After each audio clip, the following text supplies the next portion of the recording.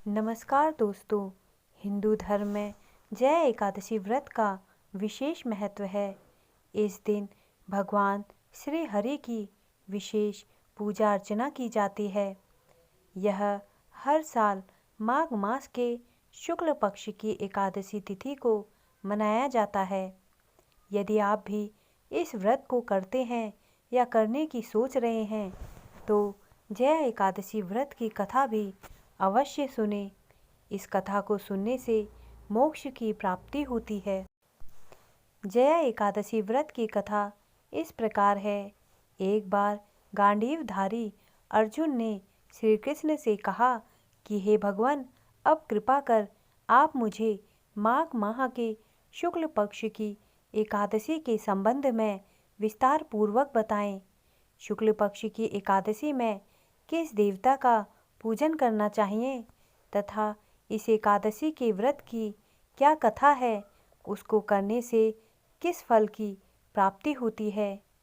भगवान श्री कृष्ण ने कहा कि हे अर्जुन, माघ माह के शुक्ल पक्ष की एकादशी को जया एकादशी कहते हैं।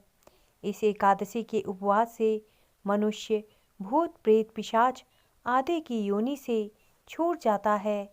अतः इस एकादशी के उपवास को विधि अनुसार करना चाहिए। अब मैं तुम्हें जया एकादशी व्रत की कथा सुनाता हूँ। ध्यानपूर्वक श्रवण करो। एक बार देवताओं के राजा इंद्र नंदन वन में भ्रमण कर रहे थे। चारों तरफ किसी उत्सव का माहौल था। गंधर्व गा रहे थे और गंधर्व कन्याएं नृत्य कर रही थीं। वहीं पुष्पवती नामक गंधर्व कन्या ने माल्यवान नामक गंधर्व को देखा और उस पर आसक्त होकर अपने हाव भाव से उसे रिझाने का प्रयास करने लगी। माल्यवान भी उस गंधर्व कन्या पर आसक्त होकर अपने गायन का सुर ताल भूल गया। इससे संगीत की लय टूट गई और संगीत का सारा आनंद बिगड़ गया। सभा में उपस्थित देवगणों को यह बहुत बुरा लगा। यह देखकर देवेंद्र भी रुष्ट हो गए। संगीत एक पवित्र साधना है। इस साधना को भ्रष्ट करना पाप है। अतः क्रोधवश इंद्र ने पुष्पवती तथा माल्यवान को शाप दे दिया। संगीत की साधना को अपवित्र करने वाले माल्यवान और पुष्पवती, तुमने देवी सरस्वती का घोर अपमान किया है। अतः तुम्हें मृत्यु लोक में जाना होगा। गुरुजनों की सभा में असंयम और लज्जाजनक प्रदर्शन करके तुमने गुरुजनों का भी अपमान किया है। इसलिए इंद्रलोक में तुम्हारा रहना अब वर्जित है। अब तुम अधम पिशाच असंयमी का सा जीवन बिताओगे। देवेंद्र का शाप सुनकर वे अत्यंत दुखी हुए और हिमालय पर्वत पर पिशाच योनि में दुखपूर्वक जीवन यापन करने लगे। उन्हें गंध, रस, स्पर्श आदि का तनक भी बोध नहीं था। वहीं उन्हें असहनीय दुख सहने पड़ रहे थे। रात दिन में उन्हें एक क्षण के लिए भी नींद नहीं आती थी। उस स्थान का वातावरण अत्यंत शीतल था, जिसके कारण उनके रोए खड़े हो जाते थे, हाथ पैर शून्य पड़ जाते थे, दांत बजने लगते थे। एक दिन उस पिशाच ने अपनी स्त्री से कहा, ना मालूम हमने पिछले जन्म में कौन से पाप किए हैं, जिसके कारण हमें इतनी दुखदाई यह पिशाच की योनि प्राप्त हुई है। पिशाच योनि से नरक के दुख सहना कहीं ज़्यादा उत्तम है। इसी प्रकार के अनेक विचारों को कहते हुए अपने दिन व्यतीत करने लगे।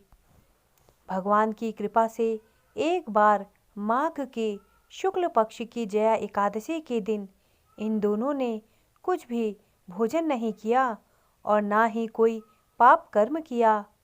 उस दिन मात्र फल फूल खाकर ही दिन व्यतीत किया और महान दुख के साथ पीपल के वृक्ष के नीचे विश्राम करने लगे।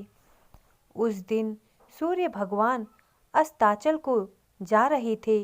वह रात इन दोनों ने एक दूसरे से सटकर बड़ी कठिनता से काटी। दूसरे दिन प्रातःकाल होते ही प्रभु की कृपा से इनकी पिशाच योनि से मुक्ति हो गई और पुनः अपनी अत्यंत सुंदर अप्सरा और गंधर्व की देह धारण करके तथा सुंदर वस्त्रों तथा आभूषणों से अलंकृत होकर दोनों स्वर्गलोक को चले गए। उस समय आकाश में देवगण तथा गंधर्व इनकी स्तुति करने लगे। देवलोक में जाकर इन दोनों ने देवेंद्र को दंडवत किया। देवेंद्र को भी उन्हें उनके रूप में देखकर महान विस्मय हुआ और उन्होंने पूछा, तुम्हें पिशाच योनि से किस प्रकार मुक्ति मिली? उसका पूरा वृत्तांत मुझे बताओ। देवेंद्र की बात सुन माल्यवान ने कहा, हे देवताओं के राजा इंद्र, श्री हरि की कृपा तथा जया एकादशी के व्रत के पुण्य से हमें पिशाच योनि से मुक्ति मिली है। इंद्र ने कहा, हे माल्यवान, एकादशी व्रत करने से तथा भगवान श्री हरि की कृपा से तुम लोग पिशाच योनि को छोड़कर पवित्र हो गए हो, इसलिए हम लोगों के लिए भी वंदनीय हो गए हो, क्योंकि शिव तथा विष्णु भक्त हम देवताओं के वंदना करने योग्य हैं। अतः आप दोनों धन्य हैं। अब आप प्रसन्नतापूर्वक देवलोक में निवास कर सकते हैं। भगवान श्री कृष्ण ने कहा कि हे अर्जुन, इस जया एकादशी के उपवास से कोई योनि से सहज ही मुक्ति मिल जाती है। जो मनुष्य इस एकादशी का व्रत कर लेता है उसने मानो सभी तप यज्ञ दान कर लिए हैं। जो मनुष्य श्रद्धापूर्वक जया एकादशी का व्रत करते हैं वे अवश्य ही सहस्त्र वर्ष तक स्वर्ग में वास करते हैं। तो मेरे द्वारा दी गई जानकारी अगर आपको अच्छी लगी हो तो कृपया मेरे चैनल को सब्सक्राइब करें और मेरे वीडियोस को लाइक करें। धन्यवाद।